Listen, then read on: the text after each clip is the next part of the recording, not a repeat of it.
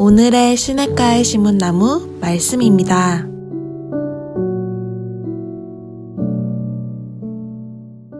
사랑하고 축복합니다. 오늘도 말씀 안에서 승리하는 한돌교회 모든 성도님들 될 수 있기를 축복합니다. 자, 오늘 우리에게 주신 하나님의 말씀 누가복음 22장 24절부터 38절까지 말씀인데요. 이전의 말씀을 보게 되면 예수님께서 십자가를 지시기 전날 저녁에 제자들과 유월절 식사를 하시면서 성찬을 제정하셨다. 그래서 지난번에 성찬에 대해서 말씀을 같이 나누었습니다. 그 식사를 가리켜서 일명 최후의 만찬이다라고 이야기합니다. 유월절의 식사가 이제 신약의 성찬으로 대체되는 현장이었어요. 자, 이렇게 최초의 성찬이 거행되는 어떻게 보면 거룩하고 엄숙한 그 순간에 제자들 사이에 논란이 일어납니다. 누가 크냐에 대한 문제가 다시 발생하게 됩니다. 자, 제자들이 그 성찬, 예수님께서 성찬을 가르치시면서 그 성찬의 의미들을 말씀하고 있을 때에 제자들의 마음은 전혀 다른 곳에 있었다라는 거예요. 여전히 세상의 욕심을 버리지 못한 제자들의 모습을 보게 됩니다. 이런 다툼은 이번만의 문제가 아니었죠. 오늘 본문에 보게 되면 또라고 표현하고 있습니다. 이전에도 그러한 다툼과 갈등들이 계속 있었다라는 거예요. 누가복음 9장 46절 48절에 보게 되면 제자들 사이에 누가 크냐는 문제에 대한 변론이 나타나기도 합니다. 그때 예수님께서 뭐라고 말씀합니까? 한 어린아이를 곁에 세워두시고 너희 모든 사람 중에 가장 작은 자 그가 큰 자다라고 말씀하십니다. 누가복음 14장에도 바리새인 지도자 한 사람이 예수님을 식사에 초대했을 때에 예수님이 그 집에 도착했을 때 바리새인들이 서로 높은 자리에 앉겠다고 자리 다툼을 하고 있는 모습이 보입니다. 그때 예수님께서도 분명히 말씀하십니다. 무릇 자기를 높이는 자는 낮아지고 자기를 낮추는 자는 높여지리라. 자, 예수님께서 여러 번에 걸쳐서 섬김에 대해서 또 분명히 예수님께서 교훈하시고 계신데 제자들은 여전히 그것을 까먹고 있는 것 같습니다. 자, 오늘 예수님께서 이런 다시 한번 나타나는 제자들의 연약함 가운데 섬김에 대해서 말씀하고 있습니다. 여러분, 예수님은 이 땅 가운데 섬기러 오셨다라고 말씀하고 있어요. 예수님은 이 땅의 영혼들을 섬기시기 위해서 십자가에서 죽으셨다라고 말씀하고 있습니다.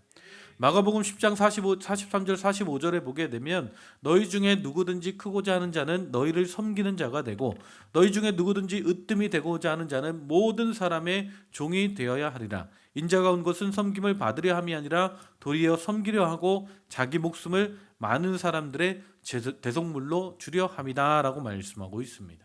예수님은 끊임없이 이 섬김의 리더십을 말씀하고 있어요.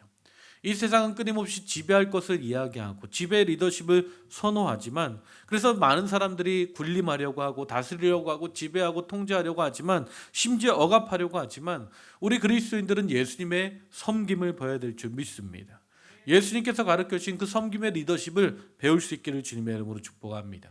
그래서 오늘 본문의 내용을 이 섬김을 주제로 오늘 말씀을 좀 보기 원합니다. 예수님께서 실천하신 그 섬김을 우리가 배울 수 있기를 주님의 이름으로 축복합니다. 자, 오늘 예수님의 섬김의 특징 첫 번째는 무엇입니까? 예수님은 몸으로 섬기셨다라는 거예요. 자, 25절에서 30절의 내용을 보게 되면 예수님께서 나는 섬기는 자로 너희 중에 있노라 라고 말씀하고 있어요. 그리고 제자들에게 이 땅에 섬기는 자로 살게 되면 그 나라에서 다스리는 자가 될 것이다 라고 말씀하고 있습니다. 자, 요한복음 13장에도 보게 되면 예수님께서 유월절 식사를 하시면서 세족식을 거행하시죠. 자, 저녁 삽수시던 그 자리에서 일어나 겉옷을 벗으시고 수건을 허리에 두르시고 대야에 물을 떠서 제자들의 발을 씻기십니다. 자, 요한복음 13장 14절 15절을 보게 되면 내가 주와 또는 선생이 되어 너희 발을 씻었으니 너희도 서로 발을 씻어주는 것이 옳으니라. 내가 너희에게 행한 것 같이 너희도 행하게 하려 하여 본을 보였노라. 예수님께서 제자들에게 그 섬김을 가르치기 위해서 먼저 본을 보이셨다라고 말씀하고 있어요. 몸소 섬김을 실천하셨던 분이 바로 예수님이셨습니다. 이 사건뿐만 아니라 예수님은 끊임없이 섬김에 대해서 말씀하시죠. 시몬 베드로의 장모가 열병으로 누워 있습니다. 예수님 그 가정을 신방하여 열병을 고쳐주시죠. 그 베드로의 장모는 어떻게 합니까? 병에 나은즉 예수님과 제자들을 수종들며 섬겼다라고 말씀하고 있습니다. 마태복음 25장에 보게 되면 예수님께서 양과 염소의 비유를 말씀하시죠. 양의 부류에 속한 사람들은 마치 예수님을 섬기듯이 작은 자들을 섬기는 자들이다라고 말씀하고 있습니다. 염소의 부류에 속한 자들은 그렇지 못한 사람들이었다라고 말씀하고 있어요. 성경은 이렇게 섬김의 모습을 칭찬하고 또 말씀하고 있습니다. 고린도 교회에 스데바나라는 사람이 있지요. 그는 아가야의 첫 열매였고 성도를 섬기기로 작정한 자였다라고 성경은 말씀하고 있습니다. 여러분, 어느 누가요 예배의 마침은 섬김의 시작이다라고 이야기합니다.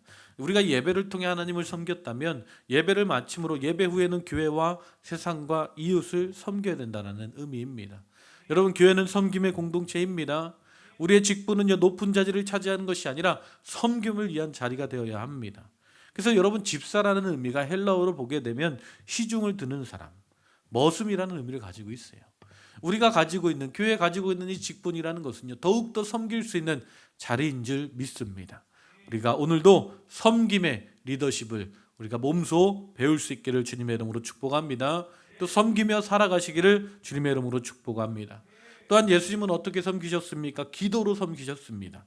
자, 31절 34절을 보게 되면 누가 서로 크냐라는 문제로 다툼과 갈등을 빚었던 제자들에게 사단이 역사하기 시작하죠. 사단은 밀가 부르듯이 사정없이 제자들을 공격합니다. 결국 가룟 유다는 어떻게 됩니까? 예수님을 팔아먹게 됐고, 베드로도 예수님을 3번이나 모른다고 부인하게 됐고, 다른 제자들은 다 뿔뿔이 흩어지고 말았습니다. 그런데 여기서 중요한 것은요, 예수님이 제자들을 위해, 특별히 베드로를 위해서 기도하셨다라는 거예요. 자, 32절을 보니까 그러나 내가 너희를 위하여 내 믿음이 떨어지지 않기를 기도하노니 너는 돌이킨 후에 내 형제를 굳게 하라 라고 말씀하고 있습니다. 자, 예수님께서 제자들을 섬기는데 어떻게 섬기셨어요? 기도로 섬겼다라는 거예요. 여러분, 우리가 섬김의 아주 중요한 방법 중에 하나는 기도로 섬기는 것입니다. 아멘. 성경은요 예수님을 가리켜서 하나님과 인간 사이의 중보자다라고 표현합니다. 디모데전서 2장 5절에 보면 하나님은 한 분이시요 또 하나님과 사람 사이의 중보자도 한 분이시니 곧 사람이신 그리스도 예수시다라고 말씀하고 있어요. 중보자이신 예수님은요 지금도 하나님 보좌 우편에 앉아 계셔서 우리를 위해서 중보하시는 분이십니다. 기도함으로 우리를 섬기시고 계시다라는 거예요. 이 로마서 8장 34절에 누가 정죄하러 죽으실 뿐 아니라 다시 살아나신 이는 그리스도 예수시니 그는 하나님의 우편에 계신 자요 우리를 위하여 간구하시는 자시니라.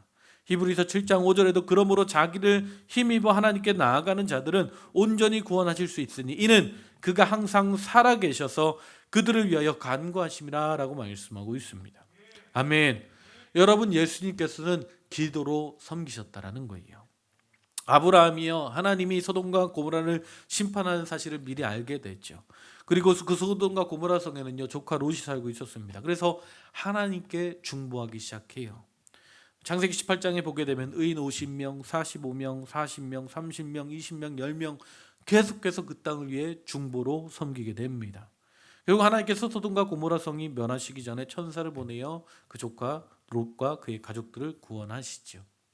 이것이 바로 기도로 섬기는 것입니다.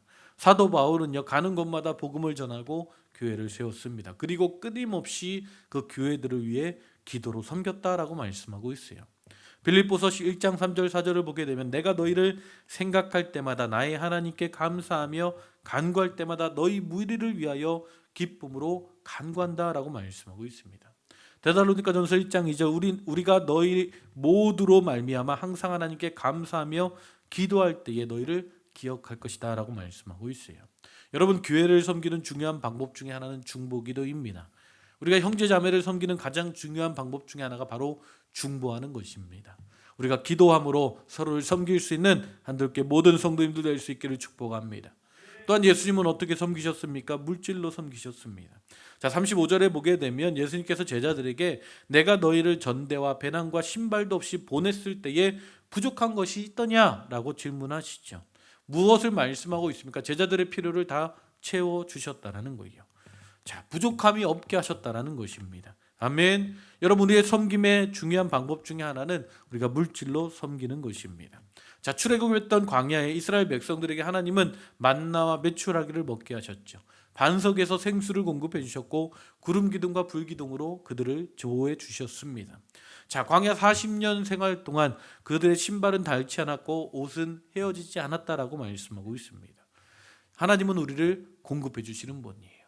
우리에게 많은 것으로 함께 하시고 섬겨주시는 분이십니다. 히브리서 13장 1절 2절을 보게 되면 형제 사랑하기를 계속하고 손님 대접하기를 잊지 말라.